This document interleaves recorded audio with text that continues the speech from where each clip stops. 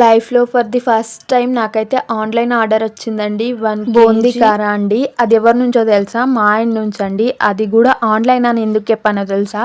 మొన్న తెచ్చిన శనగపిండి ఉంది గదా! ఏం చేస్తున్నావు అని చెప్పేసైతే అడిగిండండి. నేనా అండి మిర్చిలు చేస్తున్నా అని చెప్పిన. మిర్చిలైతే అస్సలొద్దు. కార బూందీ అయితే చెయ్యు. చాలా డేస్ అయిపోతుంది గదా చెయ్యక.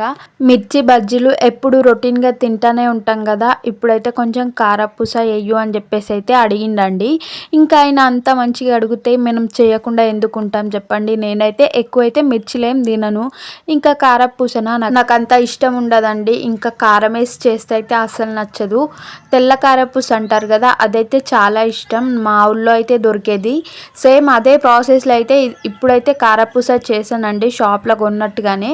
ఎందుకంటే నేను కూడా తినొచ్చు కదా ఇట్లా చేస్తే అని చెప్పేసి అయితే చేశాను. స్పైసీ నాకు అస్సలు నచ్చదు. ఎర్ర కారపూస చూస్తేనే నాకు తినాలనిపించదండి. ఇంకా అందుకని చెప్పేసి అయితే ఇంకా నాకు నచ్చినట్టుగా మా ఆయన మెచ్చేటట్టుగా తెల్ల కారపూస అయితే చేశానండి.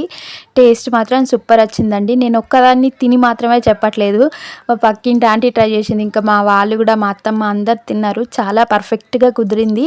షాప్లో కొన్నట్టుగానే ఉంది. ఇంకేంటి, దీన్నే మీరు ఇద్దరు బిజినెస్గా మార్చుకొని కూడా బతకగలుగుతారు అని చెప్పేసి అయితే అన్నారండి. ఇంకా అట్లా అంటా ఉంటే ఎక్కిరిస్తుర్రో మంచిగా అంటుర్రో అర్థం కాలేదండి. ఏ మాటకు ఆ మాటే కానీ ఆ మాట ఎంత బాగుందండి.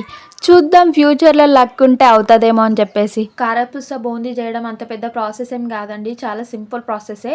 ఒక మనకు చిన్న టెక్నిక్ తెలిస్తే అంత ఈజీగా మనం చేసేయగలుగుతామండి. నేనైతే ఎక్కువేం చేయలేదు. ఒక హాఫ్ కేజీ శనగపిండి అయితే తీసుకున్నానండి. హాఫ్ కేజీ శనగపిండిలో 1 స్పూన్ కారం వేసాను. అట్లాగే సరిపడేంత సాల్ట్ కూడా వేసుకున్నాను. వేసి ఫస్ట్ మంచిగా మిక్స్ చేసుకున్న తర్వాత వాటర్ వేసి ఒక ముద్దలాగా అయితే చేసుకోవాలండి. పిండి పల్చగా వేసుకున్నాం అనుకుంటే ఇంకా ఆయిల్ అబ్జర్వ్ చేసుకుంటుంది అన్నట్టు కారపూస. అట్లని గట్టిగా కూడా చేయొద్దు, ఇంకా పడదు కాబట్టి. ఇంకా నార్మల్గా ఒక ముద్దలాగా అయితే చేసుకోవాలి. ఇంకా నేనైతే ముద్దలాగా చేసుకొని తర్వాత సాల్ట్ కారం అయితే టేస్ట్ చూసుకున్నా. నేను చెప్పాను కదండి కారం అంటే ఎక్కువ ఇష్టం ఉండదని. నాలాగా చాలామందికి ఇష్టం ఉండదు కాబట్టి ఒక స్పూన్ వేసుకోండి. ఇంకా లేదు మాకు కారం ఇష్టం, మేము తినగలుగుతాం అనుకున్న వాళ్ళైతే ఒక 1½ స్పూనా లేకపోతే 2 స్పూన్స్ అట్లా వేసుకున్న తర్వాత ఇంకా మనం ఏంటంటే మురుకులు ఒత్తుకునేది ఉంటుంది కదా, మిషన్ అంటారు కదా, అందులో సన్న కారపూస బిళ్ళ తీసుకొని ఇంకా వేసేసుకోండి. కానీ ఇది కారపూస వేసే టైంలో ఏంటంటే ఆయిల్ని బాగా అబ్జర్వ్ చేసుకుంటుంది.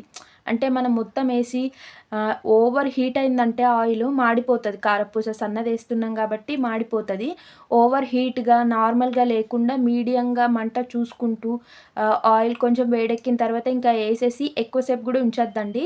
కొద్దిగా మనకు కరకరలాడినట్టుగా అనిపించింది అనగానే తీసేయాలి.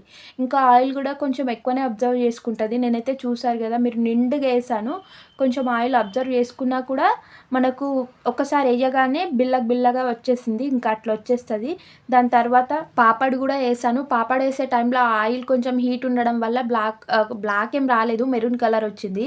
మీకు వీడియోలో చూస్తే కొంచెం బ్లాక్ అనిపిస్తుంది. ఇంకా అది అయిపోయిన తర్వాత నేనైతే బూందీ కోసం అయితే దాంట్లోనే కొంచెం పిండి యాడ్ చేసుకొని మళ్ళీ ఉప్పు కారం కలిపేసుకొని మంచిగా అయితే ఏం చేసిన అంటే వాటర్ పోసుకొని పల్చగా వేసుకొని ఇంకా బూందీ కూడా వేసేసిన. ఇప్పుడు బూందీ, కార, పాపడ్ 3 వేసేసిన తర్వాత ఇంకా పల్లీలు కూడా వేసుకోవాలి. ఎందుకంటే మనం బయట కొన్న కారలాగా మనకు అనిపించాలంటే మెయిన్ అట్రాక్షన్ అనేది పల్లీలే కదండి.